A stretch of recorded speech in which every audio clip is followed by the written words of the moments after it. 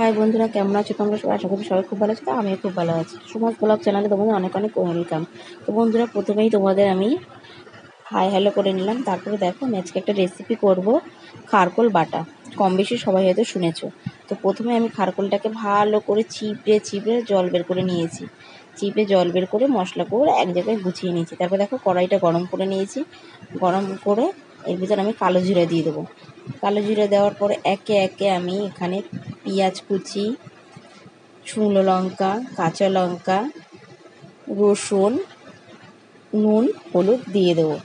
আর বন্ধুরা, অবশ্যই খারকোলটা কিন্তু গরম জলে একটু হালকা নুন দিয়ে গরম জলে ভালো করে সিদ্ধ করে ভাপিয়ে নেবে, নাহলে কিন্তু মুখ চুলকাতে পারে। কেন, খারকোলটা এমনি একটু প্রচুর মতন তো বেশি চুলকায়, বুঝতে পেরেছো? তার কারণে ওকে একটু ভাপিয়ে নিতে হবে, তাহলে বেশি চুলকাতে পারবে না।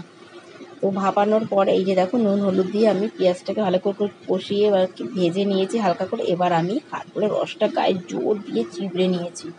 চিবড়ে পুরো রসটাকে বের করে দিয়েছি, জলটাকে বের করে এবার আমি কড়াইতে দিয়ে ভালো করে টেলে নেবো, হালকা করে ভাজা ভাজা করে নেবো।